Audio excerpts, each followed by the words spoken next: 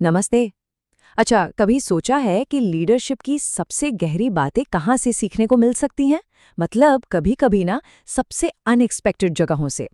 और आज हम एक ऐसे ही सफर पर चल रहे हैं। और हमारा गाइड कौन है बताए? एक कुंग फू का दीवाना पांडा। हाँ, बिल्कुल। तो चलिए, पो की कहानी में गोता लगाते हैं और लीडरशिप के कुछ कमाल के सबक सीखते हैं। तो सवाल यही उठता है ना, कि वे एक सीधा साधा पांडा जो नूडल्स की दुकान में काम करता है, वो हमें एक्स्ट्रॉर्डिनरी लीडरशिप के बारे में आखिर क्या सिखा सकता है? इसका जवाब उसकी अपनी कहानी में छिपा है। एक ऐसी कहानी जो हमें दिखाती है कि कैसे खुद पर हमेशा शक करने वाला, एक सपने देखने वाला, एक महान ड्रैगन वॉरियर बन गया। तो देखिए, पो की शुरुआत ना बहुत ही मामूली थी। अपने पिता के रेस्टोरेंट में काम करना और बस दिन रात कुंग फू मास्टर बनने के सपने देखना, बस यही थी उसकी दुनिया।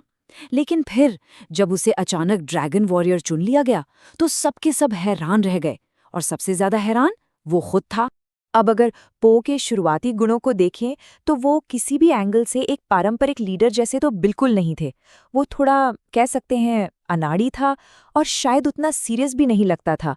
पर यही तो बात है, उसका वो बेइंतहा जोश, वो सच्ची विनम्रता और मजाक उड़ाए जाने के बावजूद टिके रहने की जो जिद थी ना, वही वही उसकी कामयाबी की नींव बनी। लेकिन देखिए, ड्रैगन वॉरियर बन जाना ही सब कुछ नहीं था। ये रास्ता बिल्कुल भी आसान नहीं था, खासकर तब जब हर कोई आपसे कुछ उम्मीद लगाकर बैठा हो और आप बस उन उम्मीदों पर खरा उतरने की कोशिश कर रहे हो। ओ की सबसे बड़ी लड़ाई किसी दुश्मन से नहीं थी, उसकी लड़ाई तो खुद से थी। एक अंदरूनी संघर्ष, अपनी असली पहचान और अपनी असली ताकत को खोजने। शुरू शुरू में तो पो ने क्या किया, उसने फ्यूरियस 5 जो कि लेजेंड्स थे, उनकी स्टाइल को कॉपी करने की कोशिश की, और नतीजा वो बुरी तरह फेल हुआ। उसे लगने लगा कि शायद कामयाब होने के लिए ना किसी और की तरह बनना पड़ता है। और ये एक ऐसा सवाल है जो हम सबके सामने कभी ना कभी आता ही है। जब हम किसी सांचे में फिट नहीं बैठते तो कामयाबी कैसे मिलेगी? पो का ये जो स्ट्रगल था ना, वो हमें इसी यूनिवर्सल चैलेंज से जोड़ देता है। कहानी में असली मोड़ तब आया जब मास्टर शिफू ने दिखाया कि एक महान लीडर कैसा होता है। उन्होंने अपनी ट्रेनिंग का तरीका पो के हिसाब से बदल दिया। उन्होंने ये महसूस किया कि पो की असली मोटिवेशन तो खाना है, और बस शिफू ने पूरी ट्रेनिंग को पो के इसी अनोखे जुनून के आसपास डिजाइन कर दिया। तो यहाँ सबसे बड़ा सबक क्या है? यही कि असली लीडरशिप दूसरों की नकल करने में नहीं, बल्कि अपने असली स्वरूप को अपनाने में है। जिन चीजों को हम अक्सर अपनी कमजोरी मान बैठते हैं ना, वही हमारी सबसे बड़ी ताकत बन सकती हैं।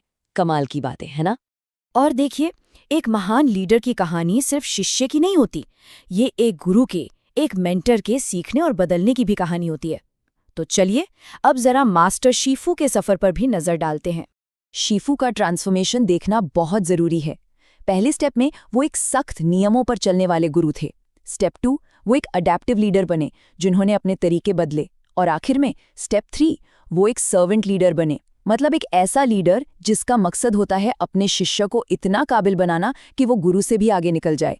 और यही यही शीफू की असली मास्टरी थी। मास्टर शीफू का ये जो कोट है ना, ये बहुत गहरा है। यदि तुम केवल वही करते हो जो तुम कर सकते हो, तो तुम कभी उससे अधिक नहीं बन पाओगे जो तुम अभी हो। मतलब साफ है, एक महान मेंटर हमेशा हमें हमारी हदों से आगे धकेलता है। चलिए, अब कहानी के उस हिस्से पर चलते हैं जिसका सबको इंतजार था। वो पल जब ड्रैगन वॉरियर का सबसे बड़ा राज खुलने वाला था, परम शक्ति का राज। सोचिए, हर कोई ये जानने के लिए बेताब था कि उस महान ड्रैगन स्क्रोल में आखिर ऐसा क्या लिखा है जो किसी को भी अजेय बना सकता है।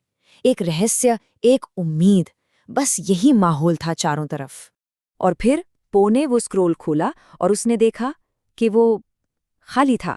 जी हाँ, बिल्कुल खाली। उस पर कुछ भी नहीं लिखा था। सबसे बड़ा राज ये था कि कोई राज था ही नहीं। इसका मतलब बहुत गहरा था। मतलब ये कि असली ताकत किसी बाहरी चीज में नहीं है, वो तो खुद पर यकीन करने से आती है। वो स्क्रोल तो बस एक आईना था जो देखने वाले को उसी की ताकत दिखा रहा था। और ये बात बिल्कुल वैसी ही थी जैसी पो के पिता ने अपने सीक्रेट इंग्रेडिएंट सूप के बारे में बताई थी। याद है? उस सूप में कोई सीक्रेट इंग्रेडिएंट था ही नहीं। वो सूप स्पेशल इसलिए था क्योंकि लोगों को यकीन था कि वो स्पेशल है। तो इस पूरी कहानी से हम अपने लिए क्या सीख सकते हैं? चलिए, इन सारे सबकों को कुछ प्रैक्टिकल स्टेप्स में बदलते हैं, जिन्हें कोई भी अपनी जिंदगी में इस्तेमाल कर सकता है। तो अपने अंदर के ड्रैगन वॉरियर को कैसे खोजा जाए? स्टेप 1, अपनी नूडल शॉप को पहचानें, मतलब अपने कंफर्ट जोन को। स्टेप 2, अपना शीफू खोजें, एक ऐसा मेंटोर जो आपको चैलेंज करे। स्टेप 3, अपनी फ्यूरियस 5 बनाएं, मतलब अपने आसपास ऐसे लोग रखें जो आपकी ताकतों को पूरा करें।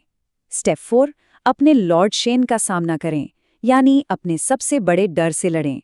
और आखिर में स्टेप 5, अपनी गुप्त सामग्री खोजें, मतलब आप जो हैं उसे पूरे दिल से अपनाएं। तो आखिर में पो की कहानी का पूरा सार बस इतना ही है। कोई सीक्रेट इंग्रेडिएंट नहीं है। असली ताकत, असली लीडरशिप वो किसी सीक्रेट फॉर्मूले में नहीं, वो इंसान के अंदर ही होती है। पो ने अपनी किस्मत को अपनाया और उसे बदल दिया। अब सवाल ये है कि क्या हम अपने अंदर के ड्रैगन वॉरियर को जगाने के लिए तैयार हैं? हमारी कहानी क्या होगी?